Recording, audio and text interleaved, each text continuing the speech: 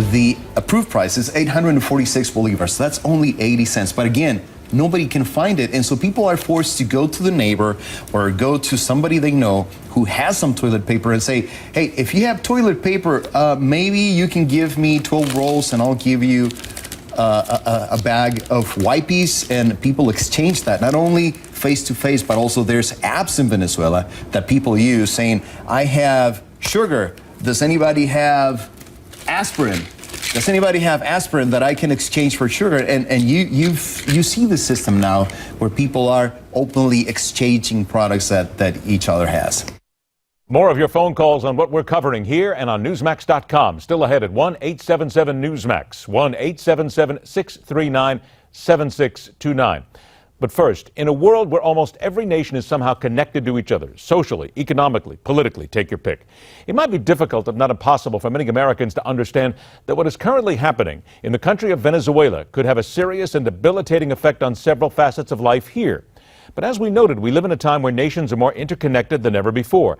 And when a country of 30 million people faces alarming shortages of food, medicine, simple basics we take for granted, such as electricity, and one of the world's highest crime rates, the jump from there to here suddenly becomes much more possible and likely. Our guest was born in Venezuela, now a highly respected global expert in human resources, also author of Breaking the Infernal Polarization of Power. That looks exactly as what we're going to talk about here. Welcome Abilio Gonzalez to the Hardline. Abilio, thank you so much for joining us. We appreciate your time. Venezuela is a country where I have heard the word collapse for the last year, maybe more. How close are we to that collapse right now, knowing that we're in the barter system now there? And how long would it take for that ripple effect to reach us here in America? Well, we are very close to the absolute collapse. The country, as you mentioned, doesn't have power. The war week in Venezuela today is 2 days. 2 days war week. No 4 days, no 5 days, it's a 2-day war week. There's no electricity, there is no water, there are no pharmaceuticals, there's no basic goods. So I think that Venezuela will have a serious collapse in 2016, which is what the book predicts. So then when that collapse happens, what will be the ripple effect that could hit America, and how long do you think it will take for that ripple to hit us here? Well, the first impact is going to be illegal immigration. The U.S. just announced last week that they're going to stop granting visas in Venezuela.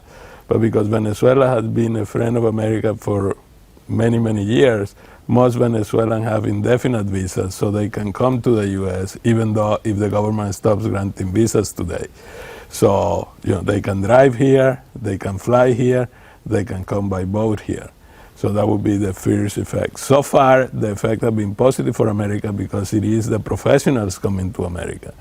But eventually will be the not so professional people coming to America as well, which will bring a wave of crime, which will bring a wave of people who are not prepared coming to the U.S. Let's talk about economically here for a moment. Kevin Norrish is the managing director of commodities at Barclays, and he was talking here about how what's happening in Venezuela keeps the world oil market so volatile, and I think we have to look at how that's going to change as well. Here's what he said. The big thing on the horizon at the moment, of course, is Venezuela, where money is very short, and that's causing a lot of concern about production going forward. So I mean, I think we should expect to see more of these sorts of disruptions, and really what that means for the oil market is that it's both you've got production being taken off, but then also coming back. So predicting and forecasting and anticipating future supply, I think, is much more difficult now, and that sets a base for a much more volatile oil price. How will that then affect America? Will it really destroy our gasoline prices here? Will it ripple across the entire country? What happens there? Well, right now, Venezuelan production levels have decreased, and Venezuela doesn't have the ability that it had before to supply its markets. But in the book, what I call for is Venezuela leaving OPEC and stop producing oil to export. That will immediately cause over a $10 price increase per barrel. The importance of the price of oil is that it drives the economic value of the market overall. So when you saw the price of oil below $30 early this year, the whole Dow went down 12%.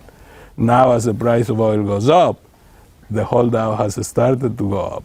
So with the incoming into the market of Iran with 4 million barrels per day, if Venezuela takes the equivalent of 3 million barrels per day, the market stabilizes. Okay, so what I'm saying is, it is important for us to understand that what's happening in Venezuela goes beyond an economic crisis, goes beyond a political crisis, goes beyond a potential immigration crisis. It's a humanitarian crisis. Okay, and as a humanitarian situation, the world countries should get together to help this country overcome the crisis. I've got about 30 seconds left. What should America be doing right now in order to prepare themselves for this eventuality? Well, America should be paying close attention to the crisis because we're going to be the first country impacted by it. You know, we have put limitations on political figures coming into the country. We have put them on some sort of a special list, but that is not enough. We have to address the basic needs of the country to avoid the explosion of immigration coming here. Are we then foolish if we don't believe that this is going to happen and it's going to hit us? We are very foolish, and different than Syria, where they're in a total different continent. Venezuelans can get here by air, by water, and by land.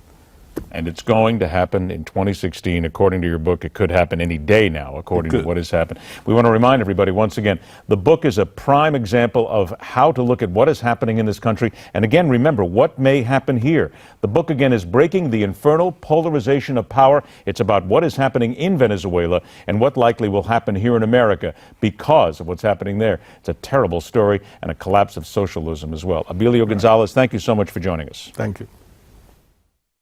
This and so much more to join us here at 1-877-Newsmax. 1-877-Newsmax. Few minutes that we have left here in this segment. Susie from Las Vegas, Nevada. Donald Trump, the bold man to make America great again. You go ahead. Yeah, I'm a conservative. I'm a Republican. I'm a woman, of course. And I am going to vote for Trump. I think he'll make a great president.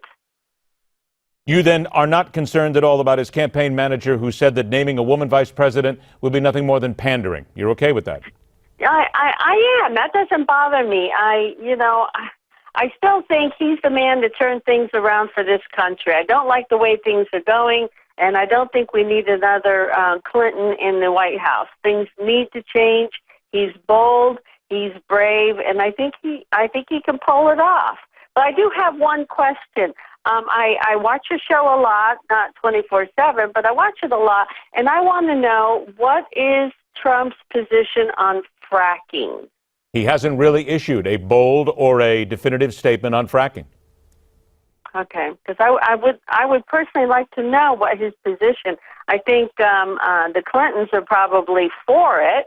And I know Bernie Sanders is against it, but it would be interesting to know. That would be a good conversation, especially in light of what's going on in Venezuela. I'm sure Mr. Trump has an awful lot of policies that he has to get out just yet. We're going to hear them all between now and November. Thanks so much for your call. 1-877-Newsmax. Roy from Redding, California.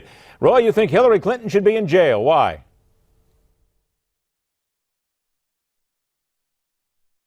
Roy, can you hear me? Roy, can you hear me? I'll give you one more shot. Okay, Roy can't hear me. There you go. He thinks Hillary Clinton should be in jail. That's exactly what he said. The big news coming out today, of course, Donald Trump is the guy who says that he has now got everything locked up. If you go to Newsmax.com, you will see it. It has been leading the site most of the day today, where the Associated Press says that he has enough delegates to become the Republican nominee. As we pointed out earlier in one of our interviews, it's not official. He still carries the tag presumptive nominee at this point. But then again, it pretty much is a done deal. At least that's what the non-Trumpers would not like you to believe, because let's be very honest, we still are looking at Cleveland, we still are looking at the Republican National Convention, and there's still a lot of people who believe that they are going to do something at the convention in order to see if they can stop Donald Trump. All right, the political punching bag closes out an early week here, but first, we'll get more of your phone calls at 1-877-Newsmax with a specific question. How powerful should the First Lady of the United States really be? We'll talk about that and more when the Hardline continues.